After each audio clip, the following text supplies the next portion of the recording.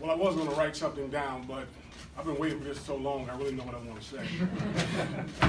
First of all, I want to thank God for this opportunity because He's given me so many blessings along the way that I've done this, and it's been outstanding. Secondly, I want to thank my beautiful wife, Tammy, who's been with me for the last 19 years going through this journey, going through all those schools he just announced and moving all over the place with me. So she's been a rock. And I tell people all the time, she's not perfect, but she's perfect for me. And I love her dearly. Thank you very much. Next, I want to thank my parents. Well, they didn't do what they did 50 years ago, I wouldn't be here either. So I want to thank my mom, Bernard Clark Sr. and Teresa Clark. I want to thank them also. I also want to take the time to thank now Dr. Howard and Dr. Coleman for giving me this opportunity more than anything else. And lastly but not least, I want to thank Greg Gattuso and Mark Benson. Those are the guys I just worked for at the University of Albany. And they were behind me 100% when I was looking for this opportunity. They told me how to go out and get it. They presented me with the ideas. They sat me down and told me some of the questions I would be asked. So I want to thank those two gentlemen more than anything else. The first thing I want to tell you is this. What I'm here to do is to build a foundation based on trust, honesty, discipline, integrity, and character, so that our young men can become better men, better husbands, and better fathers. That has been my motto ever since I started coaching at James Madison University years ago. Because when I got into coaching, it wasn't about the X's and O's. A lot of coaches have heard this 100 times. It's never about the X's and O's, it's about the Jimmies and the Joes.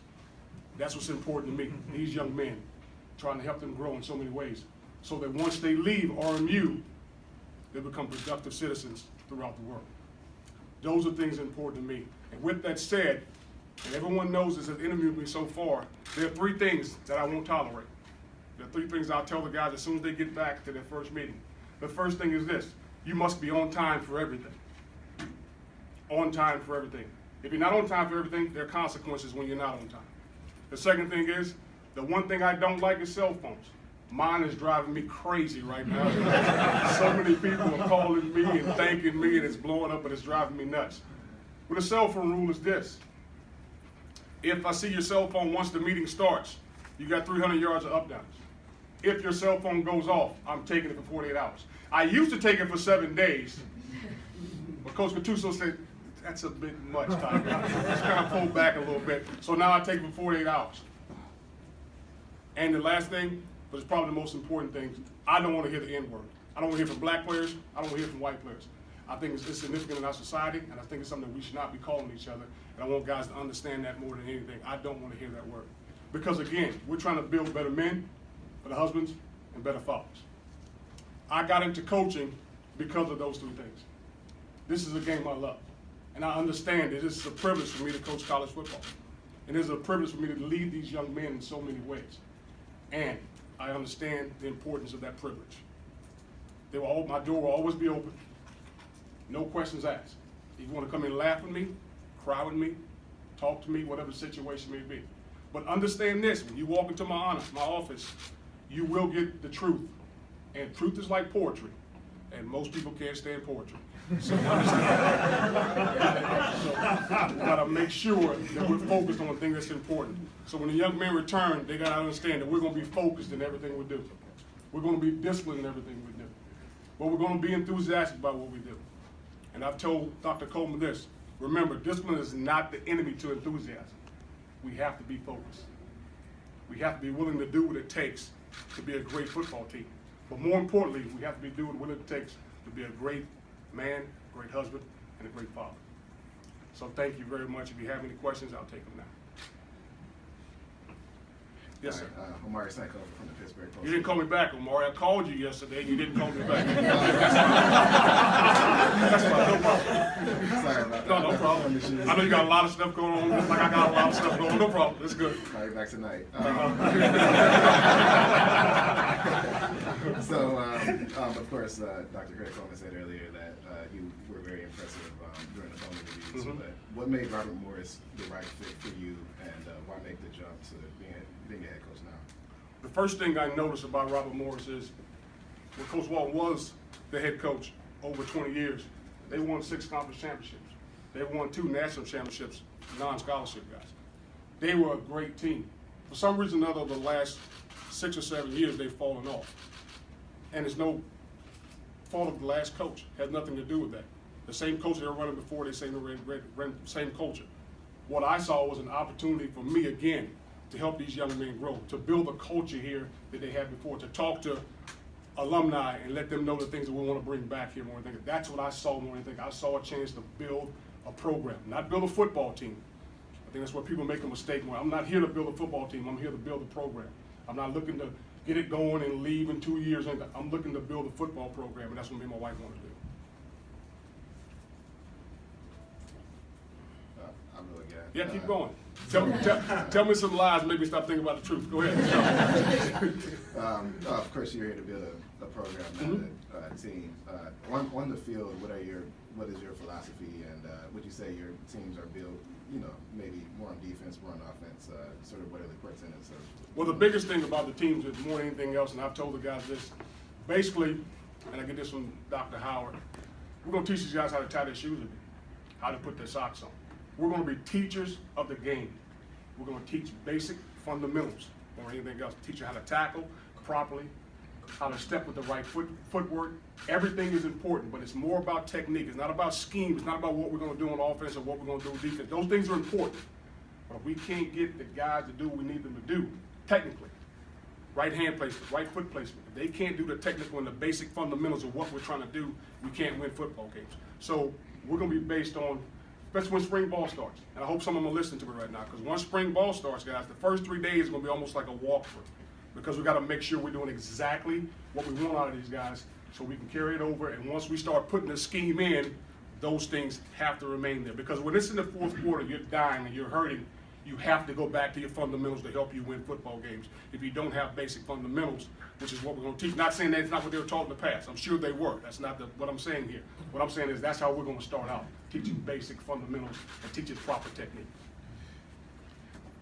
Coach, you mentioned that Robert Morris has had some success in the past. What are some of the things that you've seen, whether it was from the outside looking in about this program or since you've been here, that are advantages for Robert Morris or things that you can use to get this program back to success? Well, the biggest thing I think I can use more than anything else, and this comes from a coach that taught me, is Jimmy Johnson. Players don't care what you know until they know that you care.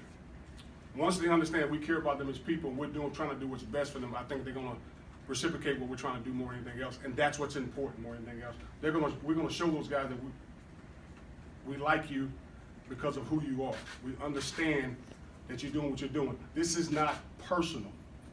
It's never, ever personal. That's what you got to make guys understand. The problem with a lot of young men nowadays, they look at being coached as criticizing them. It's not about criticizing these young men. We want them to understand there's a difference between personal and performance. I am criticizing your performance. I'm not criticizing you as a young man. I think once they understand that, that's what's important. I was taught that by Jimmy Johnson. When I was at the University of Miami, I've said this publicly many times. I'm sure Coach is watching right now. If he is watching, he'll hear it again. If killing was legal, I'd have killed Coach Johnson. But I love the way he worked me. I love the way he pushed me. And I know I could go into his office at any time because he cared about me as a person, and that's why I wanted to play hard for him. My record at the University of Miami was 55-5 with 2 national championships.